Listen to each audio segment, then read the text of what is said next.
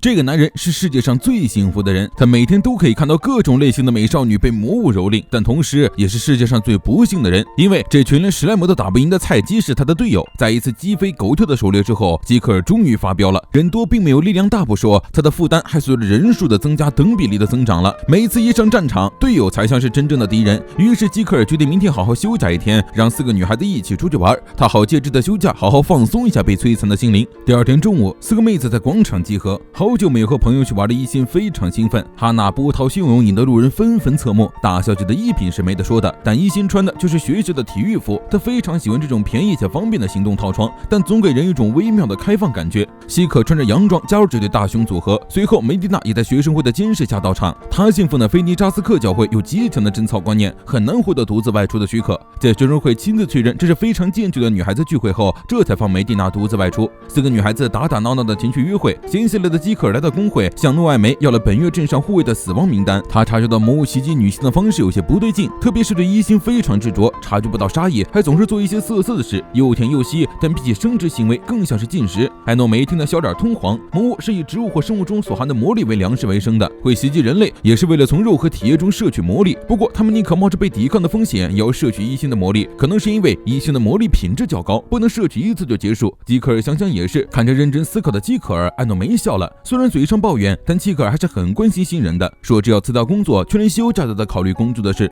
另一边，4个女生吃着甜品，聊起了女孩子中常见的恋爱话题。可惜4个人没有丝毫恋爱经验，话题终结，他们的青春也这么朴实无华，实在没有资格去嘲笑想要退休找对象的基克尔。希可突然给基克尔打去电话，问如果要和他们其中一人交往的话，会选择谁？基克尔毫不犹豫的回答是艾诺梅小姐。4人完败，艾诺梅完全不知道发生了什么，基克尔只说这是让一群女性闭嘴的魔法咒语。聚会结束，一心这一天过得非常满足，路上闻到了基克尔的味道，探头向下看的时候，却突然脚下一滑，基克尔人在路上走，妹从天上来，2个人以一种不堪入目、极其变态的姿势纠缠到了一起，又正正好好被其他3个妹子围观。大型社死现场，便宜占了，但又没完全占。根据基克尔反映的情况，艾诺梅决定亲自去萌芽森林里调查，由基克尔和一心担任护卫。一心几天的工作就是避开大型魔物，尽力和弱小魔物战斗。一心现在已经能分辨出这座森林里的所有魔物了。今天是为了调查魔物瑟瑟的事，诺艾梅询问调查方法，基克尔表示很简单，只要把一心丢到魔物面前就好了。当然，他并没有把一心当作诱饵的意思，而一心总是在认真的战斗，败北之后再被玩弄，他只是在展现日常罢了。诺艾梅都不忍心听下去，不要这么轻松的说出如此让人无法忍受的惨剧啊！虽然一心没帮上什么忙，但如果要选搭档的话，一心和他的默契是最好的。他可以担任主力，不需要战士和法师，而且很少受伤，也不需要捕食，但侦查是必须的。换句话说，他和一心就是猎人和猎犬的关系。一心乍看少根筋，但其实经常保持周围的警戒，体力也很好，不会唉声叹气。要是真派不上用场，他早就放弃了。一心让2人小心周围的树根，结果自己脚下一滑摔进了坑里。虽然不会放松警惕，但他却一直注意不到自己的周围。这时一心突然察觉到有什么东西在接近，他想离开已经来不及了。一只巨大的蛇突然从土里钻出扑向他，一心吓得拽出舌头一顿乱甩。基克尔让一心放心，这种蛇没有毒，但是它有2颗头。说着，另一只头从土里钻出来缠住一心，于是变成日常的不可描述开始了。目睹一心 AVI 上映，基克尔还非常冷静地给艾诺梅讲解，他说魔物的行为就是指这个。艾诺梅赶紧让基克尔去救人，这个时候就不要管什么调查了。而就在基克尔离开之后，另一头双头蛇突然从土里钻出，对艾诺梅进行了一个捆绑 play。等基克尔听到动静回头，哇，这可不得了，总感觉这不是他不付费就能看的内容。虽然大多数时候他已经习惯了，但被弄成这样还是第一次，实在不知道往哪儿看呢。虽然一刻都没办法把目光从艾诺梅的胸部上移开，但基克尔还是凭借强大的自制力帮艾诺梅拔掉了身上的蛇。虽然没受到一点伤害，但总觉得好像失去了什么重要的东西。艾诺梅套上基克尔的衣服，这时2人才想起来被绑在坑里的一心，跑过去一看，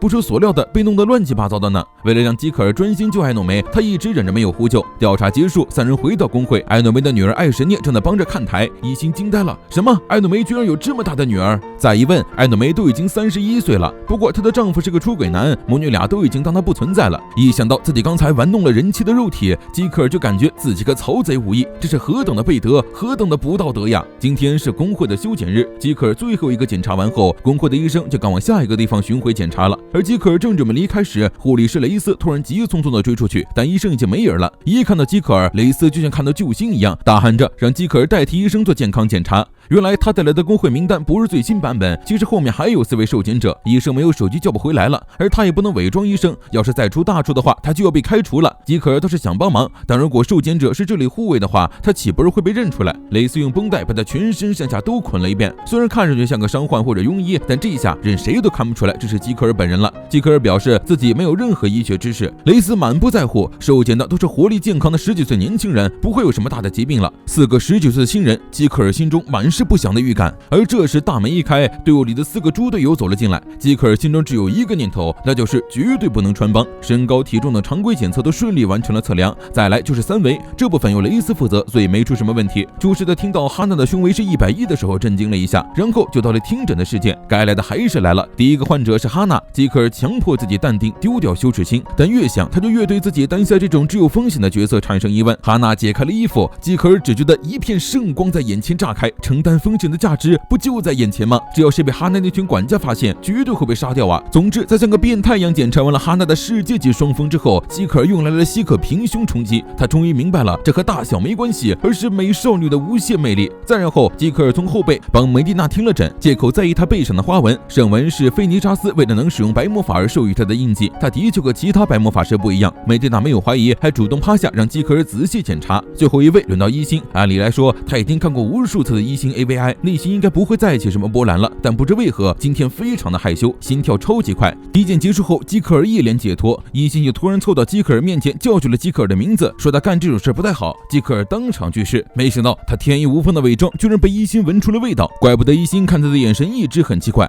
不怕神一样的对手，就怕猪一样的队友。为了不让队友使劲拖后腿，基克尔把4人分成了物理和魔法组分组训练。今天是魔法组增强体能的训练，希克的体能差得让人绝望，而梅蒂娜也不擅长运动。梅蒂娜对这个分组很有意见，哈娜强大美丽有教养，一星也是天真纯洁，但希克和基克尔就不一样了。如果要把人的存在分为2个方向时，哈娜和一星就是善，而希克和基克尔就是恶。但希克却说自己很喜欢梅蒂娜，虽然第一眼看上去很嚣张，但却是个胆小的爱哭鬼，他最喜欢捉弄这种人了。梅蒂娜对希克使出泰山压顶，没一句是夸他的好吗？2个人越吵越凶，甚至还动起了手。还没开始训练，2个小菜鸡就斗得筋疲力尽。热身之后是跑步，希克刚跑了2步就嚷嚷着不行了。梅蒂娜问起魔物为什么不会通过平原袭击城镇，希克尔告诉他，魔物也会防范人类，只要森林的食物不缺就很少出来，所以这一带是比较安全的。也就是说，把希克独自扔在这里也很安全。基克尔回头一看，希克已经瘫倒了，接下来是仰卧起坐，希克做了3个就躺着不动，撒娇不愿意做。希克尔表示自己从10岁起就开始做这种就算吐了也会被拉起来做的训练，希克的肌力和体力都远低于平均值。希克不服气，让基克尔不要和其他人比较，倒是和昨天的他比呀。但问题就是希克和昨天的自己比起来仍旧没有丝毫变化呀。1个小时后训练结束，2个妹子都累得不轻，希克偷工减料完成了指示，倒是梅蒂娜一个不落的做完了，但过度运动的后果就是浑身酸痛还扭了脚。基克尔意识到是自己训练的太过火了，让梅蒂娜自己用白魔法治疗一下，但梅蒂娜却说不能将魔法当做好用的道具，过度依靠力量只会一事无成。基克尔要背她回镇上，但梅蒂娜害羞的不肯，没想到希克居然主动蹲下来背起了梅蒂娜，2个人的关系也变得好了起来。